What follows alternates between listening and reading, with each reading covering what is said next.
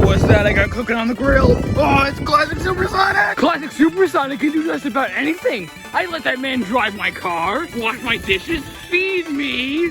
Jack specific, more like hack specific. Oh yeah! Alright, enough jokes. Let's have to review this guy. So, I'm back. You guys seen BFDI Plush Mini, my new show? You should. It's pretty good. I oughta kick your ass. Or maybe you're new here from BFDI Plush Mini. Well, how about you check out Sonic Omega, my other show?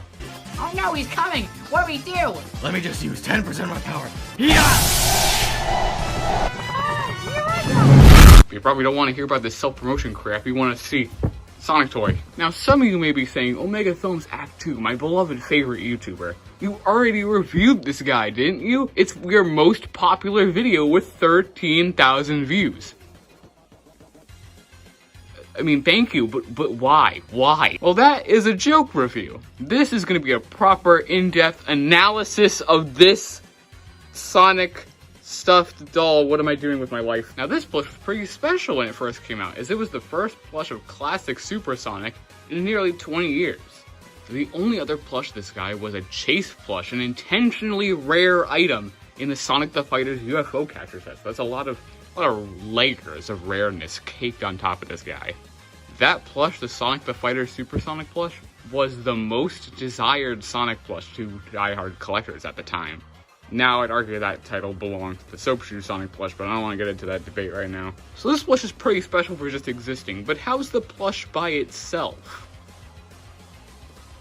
It's good. Not the best plush in the set, but it's definitely in the top 5, I think. Compared to the rest of the Tomy Collector Series plushes, he's actually pretty stock and standard. He's not really in any specific pose. His arms are kind of outstretched, but it's really not even noticeable. If you looked at this guy from a first glance, you wouldn't even think he was in a pose. Getting into some more in-depth analysis, starting with his head, it's basically perfect. Pretty much everything you could ask for in a Tomy take on Classic Super Sonic. All of his spines are pointed in the right direction. Everything looks pretty much perfect. Classic Super Sonic's eyes are depicted as black instead of green, which some fans might say is inaccurate to the true Classic Super Sonic seen in Sonic 3, but I don't really care. I think the black eyes look just fine. The stuffing for his muzzle on my plush kind of scrunches up around the area of the mouth, but I think it looks fine.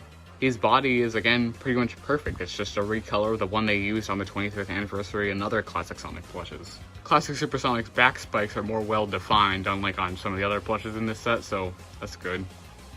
But do you honestly care? His arms are, again, outstretched in what is supposed to be kind of a flying pose, I guess. And his hands are in fists, and they do have 5 fingers. It would have been really funny, though, if they had finally released a Classic Super Sonic plush after 20 years. And he had 6 fingers. Getting into some comparisons, here he is next to the Classic Sonic plush, and you can really tell just how off this guy is when you compare him to the Super version. The Super version just accentuates just how weird he looks. The transition between Classic Sonic and Classic Super Sonic makes a lot more sense when you compare him to the 25th anniversary Classic Sonic plush. A lot of the DNA of Classic Super Sonic can be found in Classic Sonic. I'm starting to hate the word classic. Something interesting to note as a difference between the two is that Classic Sonic's legs are a lot more floppy and less stuffed compared to Classic Super Sonic's. Look how much longer Classic Super Sonic's tail is, man. And overall, that's pretty much it when it comes to Classic Super Sonic. Contrary to his legendary status, this guy really doesn't have much to talk about. He's just a really good Classic Super Sonic plush. And even that legendary, oh, we finally got a Classic Super Sonic plush again, status has been sort of taken away from him because Jax has recently released a Classic Super Sonic plush. It's not as good, but it exists. So what does this guy have left at the end of the day? He's just a really good Classic Super Sonic plush. If you're gonna get one, get him. So this plush may not totally carry his legendary status anymore, but I still love this Classic Super Sonic plush for being just a really nice Classic Super Sonic plush. But not as much as I love Vector!